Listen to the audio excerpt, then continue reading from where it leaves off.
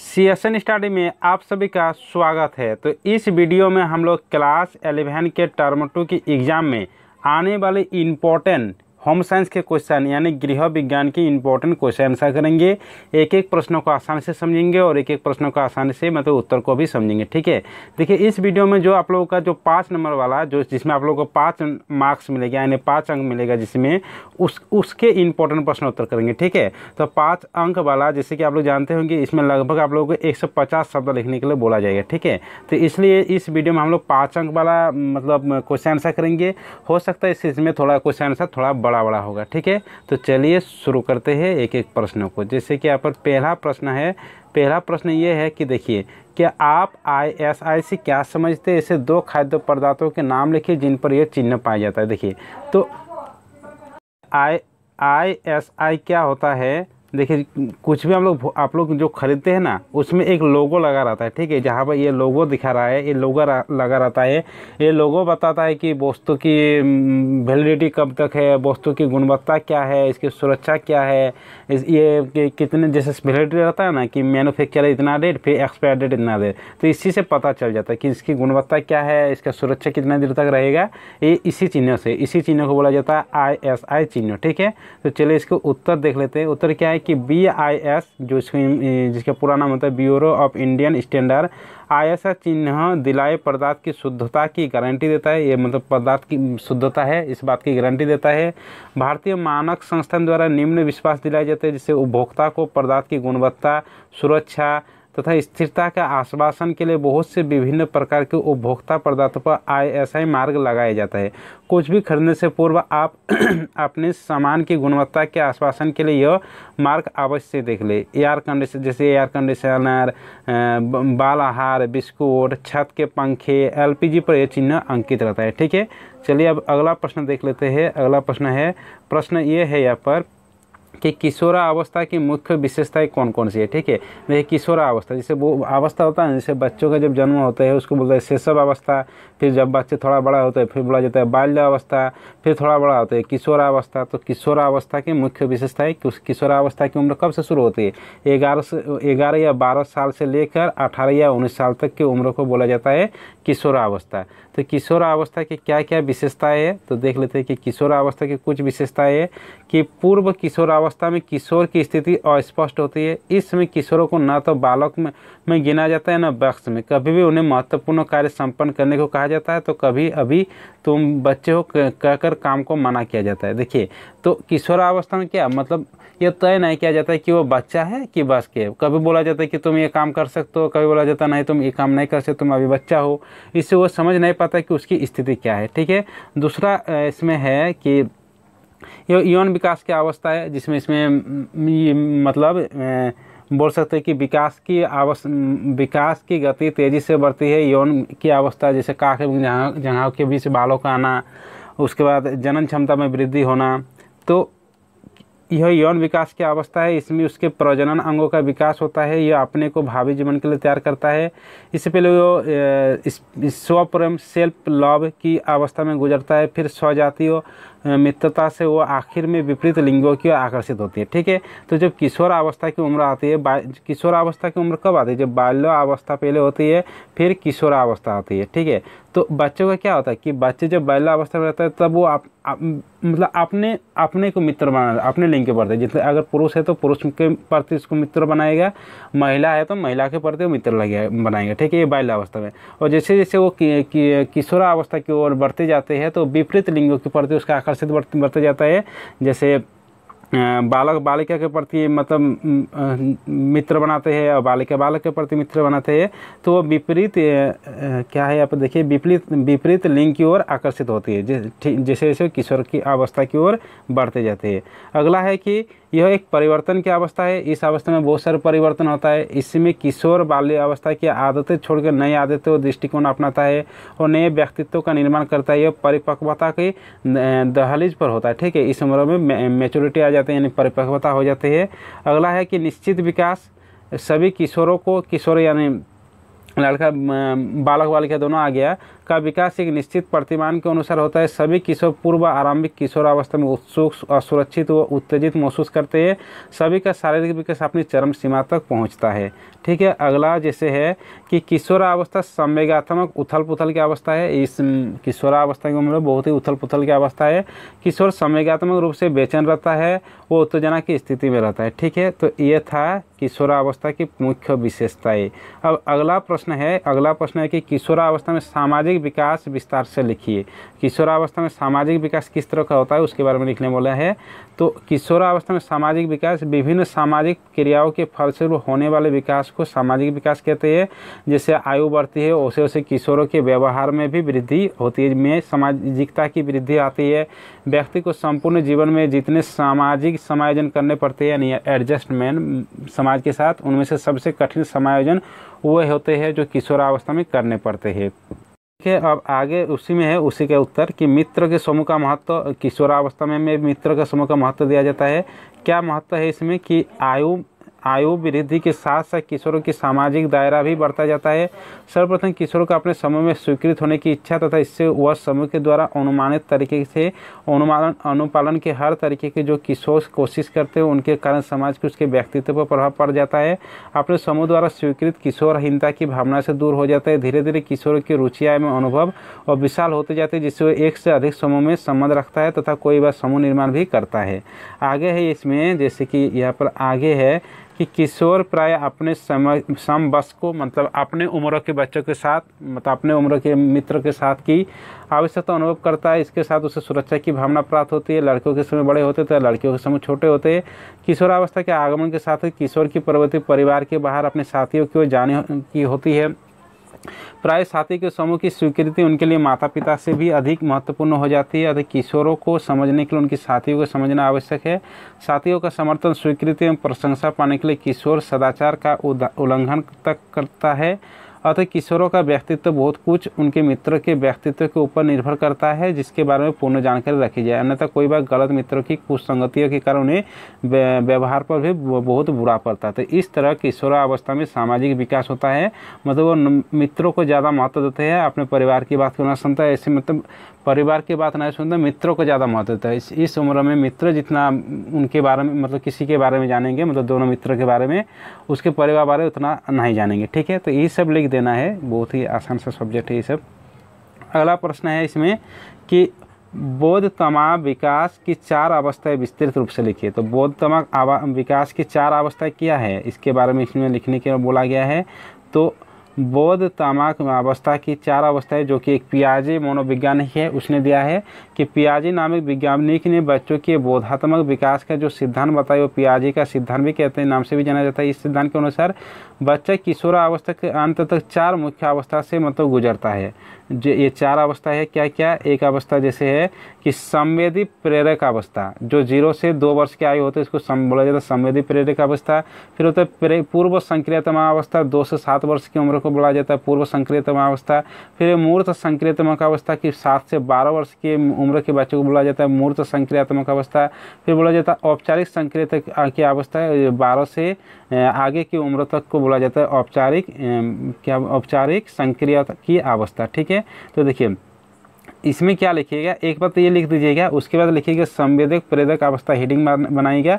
उसके बाद लिखिएगा कि संवेदिक प्रेरक अवस्था की बच्चों की उम्र 0 से 2 वर्ष की आयु की बच्चे होती है और इस उम्र को शैशव अवस्था भी कहा जाता है। फिर बोलेगा पूर्व संक्रियात्मक अवस्था, पूर्व संक्रियात्मक अवस्था के बच्चों 2 से 7 वर्ष की उम्र के आयु के बच्चों को कहा जाता है। फिर लिखिएगा मूर्त संक्रियात्मक अवस्था, तो लिखिएगा मूर्त संक्रियात्मक अवस्था 7 से 12 वर्ष की उम्र के बच्चों को कहा जाता है। इस उम्र में बच्चे देखिए इस अवस्था में बच्चे क्या समझता है, मूर्त मतलब जो चीज़ें दिखाई पाते हैं उसी के बारे में समझ पाते हैं, तो उसी को लिख देना कि इस उम्र के बच्चे जो वस्तु देख पाते हैं उसी के बारे में मतलब सोच पाते हैं। और उसके बाद और एक चौथा अवस्था होता है कि औपचारिक संक्रियात्मक अवस्था, जो कि होते हैं 12 साल से आगे की अवस्था। तो इस अवस्था में क्या होता है, ये अमूर्त चिंतन करने लेते हैं, मतलब सोच लेते हैं कि अगर इसको बोल देंगे कि तालाब, तो जब औपचारिक संकेतन की अवस्था आ जाती है तो बच्चे अपने आप सोच ले कि हाँ तालाब का आकार इस तरह का होगा। तो ये मतलब इस उम्र में क्या है, सोच लेते हैं कि तालाब का आकार इस तरह का। उसका अगर बोल दें कलम तो वो जान ले कि हाँ कलम इस तरह का होता है। ठीक है, तो ये होता है औपचारिक संकेतन की अवस्था। ठीक है, इतना ही लिखना है। उसके बाद आगे हम जाते हैं अगला प्रश्न में। अगला प्रश्न है कि किशोरावस्था में भावी जीवन की तैयारी का क्या महत्व है। देखिए, किशोरावस्था को भावी जीवन भी कहा जाता है क्योंकि किशोरावस्था में बच्चे कुछ भी कर सकते हैं और आगे जाकर वो मतलब काम की ही चीज़ें करती है, माँ बाप की बातें ही सुनते हैं और जो कार्य करना होता है वही करते हैं। ठीक है, मतलब उसको डायरेक्शन देना चाहिए, उसको दिशा देना चाहिए। उसको अगर सही दिशा मिल जाएगा तो सही दिशा में जाएगा, और गलत दिशा जाएगा तो मिल जाएगा तो गलत दिशा में जाएगा। ठीक है, तो इसलिए इसको भावी जीवन की अवस्था भी कहा जाता है। तो किशोरावस्था सही अर्थ में किशोरों को वयस्क बनने की पहली सीढ़ी है। शारीरिक रूप से वो प्रकृति के नियमों से वयस्क हो रहे होते हैं। उनके शरीर पुरुष और स्त्री की तरह विकसित होते हैं। उनकी समझ, बुद्धि और क्या है मानसिक शक्तियाँ भी विकसित होती रहती है। आगे उन्हें माता पिता का कार्य करना है, इसलिए प्रकृति उन्हें तैयार करती है। आगे चलकर उन्हें जो व्यवसाय अपनाना है वो उसी से संबंधित विषय चुनकर व्यावसायिक जीवन की तैयारी करने लगता है। सामाजिक गुणों के विकास से वह भावी जीवन में समाज में जो स्थान प्राप्त करेंगे उसकी तैयारी हो जाती है। नेतृत्व यानी नेता के गुणों का विकास हो जाता है। समाज के प्रति उनका दृष्टिकोण सही रूप से बन जाता है। वह अपने अधिकार व उत्तरदायित्व के प्रति सजग हो जाते हैं। सभी व्यक्तियों के साथ समायोजन करके रहना सीख जाता है। अपने स्वतंत्र निर्णय लेना भी उनका आ जाता है, जो कि भावी जीवन के लिए बहुत आवश्यक है। ठीक है, तो ये था किशोरावस्था के भावी जीवन। अब अगला प्रश्न देखते हैं। अगला प्रश्न है कि किशोरावस्था में व्यायाम के महत्व को समझाइए। मतलब किशोरावस्था में एक्सरसाइज क्यों करना चाहिए, तो इसके महत्व के बारे में लिखने के लिए बोला गया है। तो इसका महत्व क्या क्या है देख लेते हैं। तो देखिए, किशोरावस्था तीव्र और असमान वृद्धि की अवधि है। किशोरावस्था में शारीरिक विकास तीव्र गति से होती है, जिससे शरीर अत्यंत तीव्र गति से बढ़ोतरी करता है। अतः इस अवस्था में व्यायाम का महत्व भी बढ़ जाता है। आधुनिक युग में जब हाथों द्वारा काम कम व मशीनों द्वारा काम अधिक किया जाता है। देखिए, आधुनिक समय में हाथों द्वारा काम कम किया जाता है जबकि मशीनों के द्वारा काम अधिक किया जाता है। तब उचित व्यायाम द्वारा ही शारीरिक स्वास्थ्य को बनाए रखा जा सकता है। शारीरिक व्यायाम 3 प्रभाव के कारण जीवन में महत्व रखता है। एक है पुष्टिकर प्रभाव, फिर है सुधारात्मक प्रभाव, फिर है विकासात्मक प्रभाव। ठीक है, 3 प्रकार है।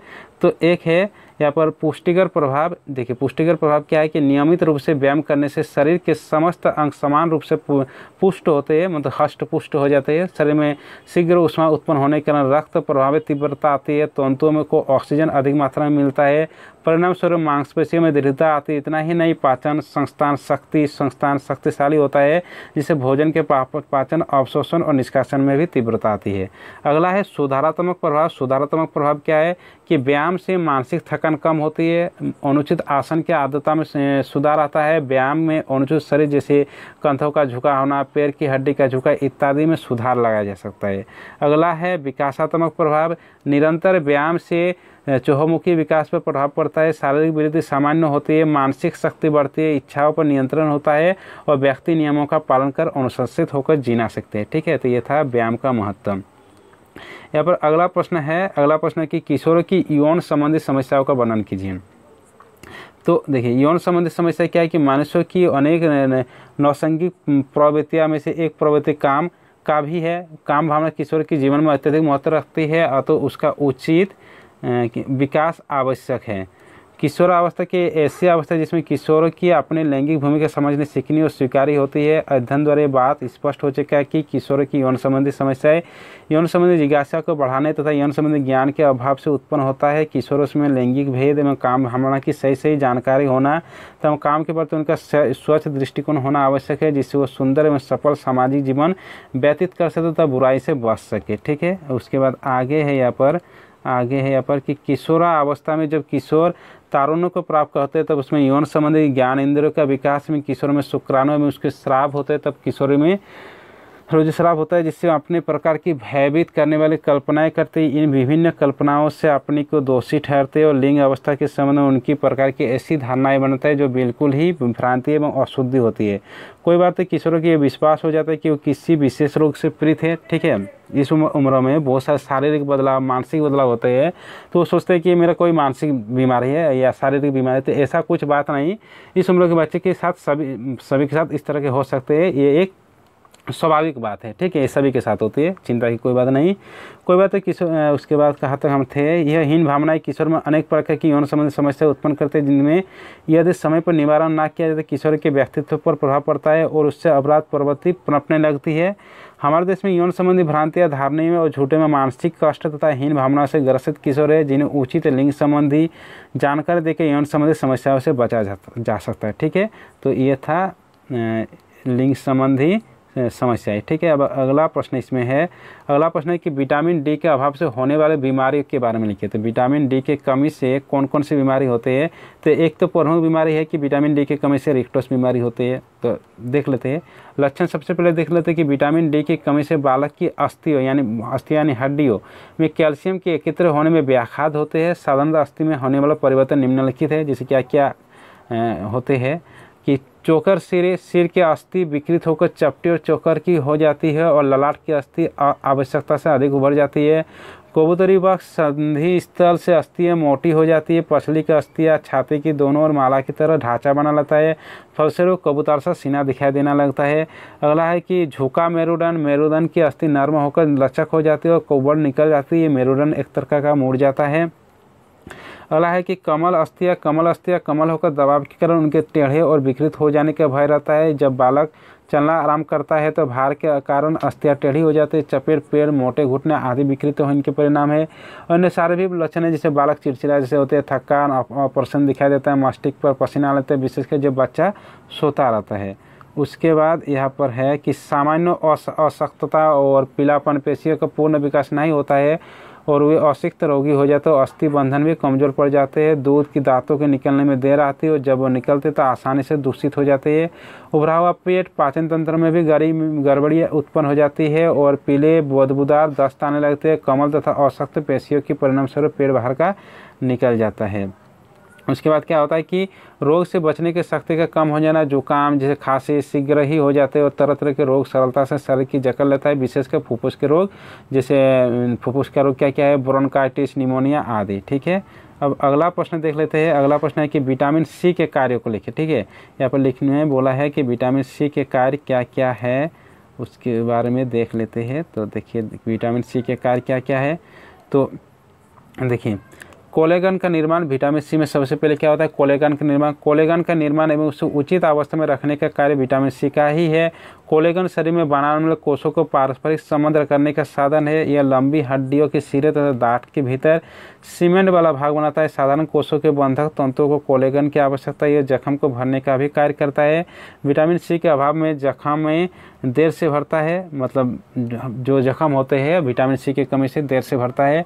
अमीनो अम्ल जैसे फिनाइल एनालाइन टायरोसिन का ऑक्सीकरण करने में सहायक होते हैं। लोहे और कैल्शियम का ऑक्सीकरण करने में सहायक होता है। एड्रिनल और थायराइड ग्रंथि का स्राव बढ़ने और अन्य ग्रंथियों का हार्मोन्स पैदा करने में सहायक होता है।